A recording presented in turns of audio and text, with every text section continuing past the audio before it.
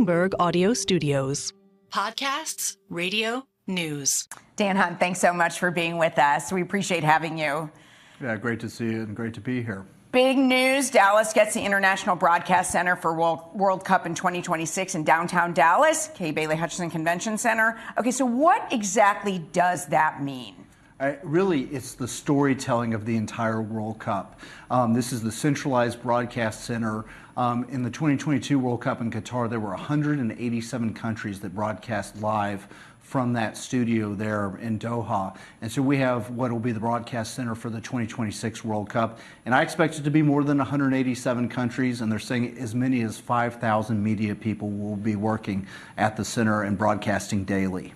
It's financially, I mean, it's a boon. I mean, let's talk about that. Yeah, I mean, you have 5,000 people staying here. This is truly the kickoff to the World Cup, though. You have so many people that will show up in January or February to start setting up for broadcast, because this is the storytelling that goes back to the countries for each match. And there are 104 matches.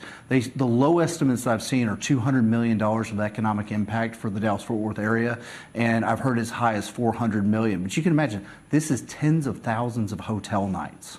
And again, this is the second time Dallas has hosted this. That's got some family meaning for the Hunts. It's a big one. Back in 1994, we had the International Broadcast Center here in Dallas. It was at Fair Park, and it was something my father, Lamar, was so proud of. It was such a win for the community. I didn't really understand it at the time, but as sort of the evolution has gone on, and I've gotten to see these broadcast centers, and now these latest generations, these are like, pop-up cities, bringing thousands and thousands of workers.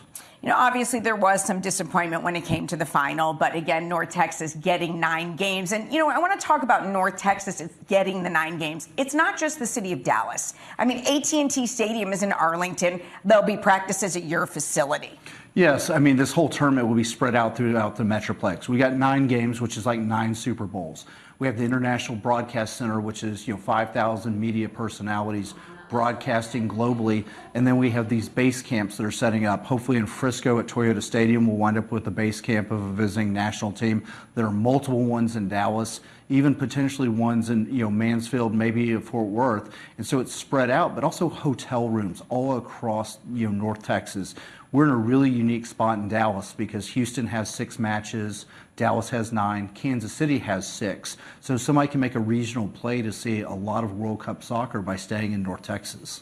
New York Times reporting today that FIFA is considering expanding the 2030 World's Men Cup to 64 teams. Now, 2026 is already expanded to 48. What's your thinking on 64? Yeah, look, 48 with 104 matches is unbelievable. The drama that exists around that.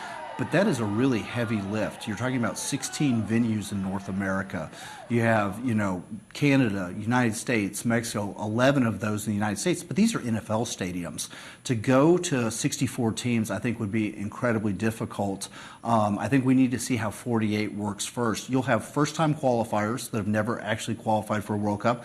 And you'll have teams that may not have been in the tournament for 30 years. And I think this is great for the game. It's growing the game. But 64 is a gigantic leap because you truly will have a disparity between the top teams and the teams that are down near the bottom of that. Got to ask, we haven't seen you since the Super Bowl. Thoughts on next season? Yeah, look, it was difficult. I am so proud of what my brother has achieved.